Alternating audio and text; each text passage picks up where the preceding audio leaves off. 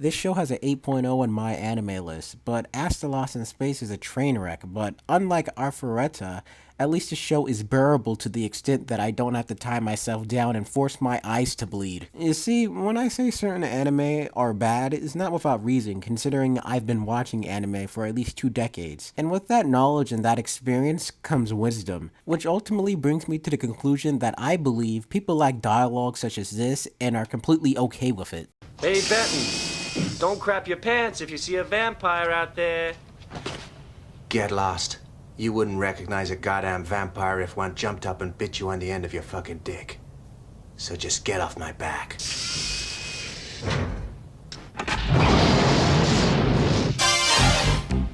2 decades ago, sure, David Bowie the vampire would have been acceptable, but not anymore. I cannot tolerate bad writing, and you must be wondering, what's so bad about Asta Lost in Space? Well, everything! It was supposed to be a survival anime akin to Alive, The Final Evolution, or video games like DayZ, Minecraft, and The Force, or whatever other survival games that exist. But it isn't. It's an anime where nothing happens and nobody is in any danger because there are no stakes or any danger. In fact, the show is ultimately Sword Art Online in space. There's a lot of LOL, it's cutie pie nonsensicalness where friendship transcends the characters into ex machina gods as they burn clips into whatever problem they have. While the ending of the entire anime is just so unnecessarily convoluted for no reason, as it's become supremely obvious and apparent that the writer wrote themselves into a corner. In my critiquing video of Control by Remedy Entertainment, my catchphrase for that video was, "Don't think about it." And in this video, my catchphrase will be, "The characters do nothing about it." And considering this pile of shit show has over an 8.0 on my anime list, of course I'm gonna pile drive the hell out of every detail I don't like or doesn't make sense, like the plot twist at the end of the show, where we discover the main cast of characters are genetic clones of another class of characters who are cartoonishly evil characters who are wealthy aristocrats who were too pussy of dying, so they created a pseudo-artificial immortality where they make clones of their bodies and plan to mind transfer their personalities into the clone bodies so they can live some more, because who doesn't like life? That makes sense, but here's the problem. All of this takes place before making clones of yourself was outlawed, which isn't mentioned in the show until the end of the show. So to avoid the political blowback of such a secret being discovered and possibly going to jail, they send their kids into space to die instead of, I don't know, shooting them in the head or putting them all in a bus and blowing it up, Futsu Grisaya style, calling it a terrorist attack. And to be honest, this anime would have been better if the kids got hit by a truck and woke up on a spaceship in space. But here's where things fall apart when we learn about the second plot twist, the real plot twist. So to understand why this show is stupid, keep this first plot twist in the back of your mind as we go through this second one. So the second plot twist of the story is that this story doesn't take place on Earth. It takes place on another planet called Astra because Earth was destroyed. But this is where the story continues to not make sense. It's explained that the white wormhole that the evil just to be evil cartoonishly evil parents who abuse their kids, cliche, tried to kill their clone children because that makes sense, because they couldn't hire an assassin to do so, because of course they couldn't, and using a white wormhole to kill someone seems more fun. But most importantly, we discover that the white wormholes were originally used for a mass exodus from Earth when a giant meteor was about to hit Earth by creating hundreds of wormholes to teleport humanity to planet Astra. But that doesn't make any fucking sense, because someone with half the brain cells of a toddler would have used that said wormhole technology to open up a wormhole in front of the Earth, in front of said asteroid that was going to hit the Earth, to save it. But they didn't, because of course they didn't. But this is when the plot twist begins to fall apart, when it's then revealed by the traitor who is the assassin they sent to kill the parents' clones, and himself, because he's a fucking clone too, Clarence, who I'll talk about later because he has two backstories that don't make any sense at all, simultaneously reveals to the characters that everything about him is a lie and that he was sent into space to kill all the other clone children and die with them of his own free will by the king of the futuristic society of Astra, and the parents making it a collaborative effort. But the question becomes, why does he follow these orders if they're his friends? Because of course he does. Now, if you think this is all a convoluted piece of cake, get ready for the next layer, as it's also revealed by the traitor Clarence that he went on the mission to kill everyone, specifically to save Ares, a character that is a clone of the king's daughter that he didn't have a relationship nor any romantic interest with, because of course he didn't, because his original backstory is a fabrication and a lie. I remind you, this character's original mission was to assassinate all these clones, so he accepted the mission to assassinate them to protect them. Yet, he allows for the teenage girl he's trying to rescue and protect to be swallowed up by a wormhole because he's Einstein, and of course he does. But getting back to the awful world building that this universe takes place in, there couldn't be a king because this story takes place in a communist future society almost akin to Warhammer 40k but lacks the craft to properly tell a coherent story that makes any lick of sense. As the third plot twist continues to overcomplicate the story, further explaining that humanity was on a crash course to extinction. And in this new history, they formed on Astra because Earth is destroyed now.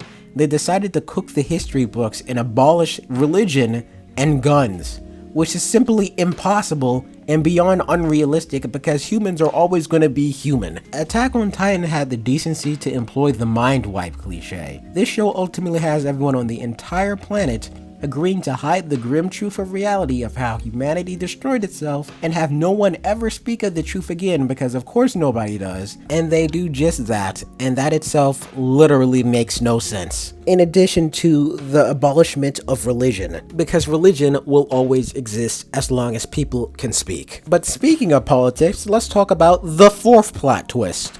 The global conspiracy this story introduces into the story completely out of left field, because I glanced at the manga because I can read faster than I can pass the time watching the anime. Anywho, the TLDR is that it's revealed further that the real reason that Clarence wants to kill all the kids in space is because some shadowy cabal wants to usper and coup d'etat the king out of power and them into it. But that doesn't make any fucking sense. Once again, remember plot twist 1 and plot twist 2? Remembering that plot twist 1 is that making clones of yourself was outlawed, and plot twist 2 was that the king had a secret daughter and had a clone of that daughter. Then considering what the king was doing was, I don't know, illegal, because it's revealed that the brain dead Ares character is actually the clone of the king's daughter Sarah, that he wanted to have killed because having clones is illegal, and the shadowy cabal knew that, meaning that they deliberately didn't kidnap Ares and, I don't know, use her existence as an illegal genetic experiment to blackmail and impeach the king because of course they didn't? Oh wait, they did the next best thing. Nothing.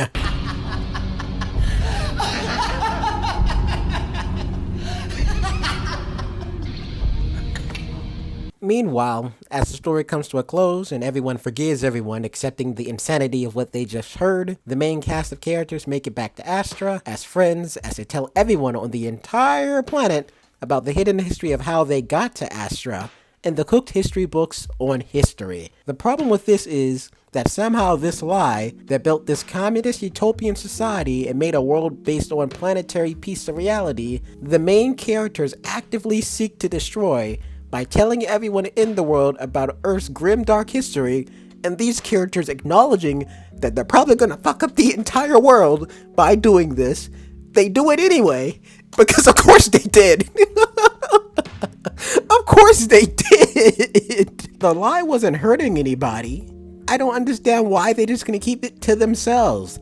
But they didn't, because of course they didn't, and the anime sidesteps the repercussions of such an event occurring by ending the anime that very moment with an artificial happy ending where everyone gets what they want. But before I end this video, let me talk about some high points of this series, like the time when one of the characters revealed to another character that they were intersex or transgender or whatever the situation was, meaning that this was a boy with the boobies of a woman. Now, you'd think this characteristic would add several layers of depth to this character, making them dynamic, but it's mentioned once and is never talked about again, and all the characters do nothing about it. The character is regulated to their stagnant, boring role and they don't develop. Then there's this other scene in the anime where the smart character, who apparently is a professional astronaut, is flying a spaceship in low orbit, but while he's doing this, he's eating snacks and chatting up his friends. until he forgot he was supposed to be flying the ship, and then they violently crash onto the planet because he was idiotic. How can you forget you're flying a spaceship? Absolutely moronic. This is the same genius character who made the Ex Machina device that lets the characters know if they're about to eat something poisonous or they're able to eat something edible, which thereby increases their chances of survival from starvation by 100% because this device does nothing wrong and is never wrong. And there is another sequence in this anime where all the characters take off their helmets on a poisonous planet because that makes sense, even though these characters are supposed to be astronauts and somewhat intelligent to some capacity. But the most atrocious aspect about this story is that while the traitor, Clarence or whatever his name is actively trying to kill them with this downcasting fear of paranoia of death, everyone does absolutely nothing in an attempt to rectify the issue or end it. They do something, but it's idiotic. They really hope that the power of their friendship would make the traitor become a friendly, because nothing is more powerfuler than having friends. And of course it works because it does. Meaning that they did nothing while a man actively tried to kill them, which is a whole new level of stupid that can't be comprehended, because in a choice between friendship and survival, they chose friendship and everything magically worked out. Now I could break down every episode of this terrible anime. To put everything simply into perspective, Astra Lost in Space is just as bad as Sword Art Online. It's Sword Art Online in space, where there isn't a Deus Ex Machina, there's plot contrivances, and when the plot contrivances are too convenient enough for the story, the characters become idiotic to compensate for the idiotic and mind-bending and illogical writing. This is a bad show. Don't watch it, or watch it at your own risk.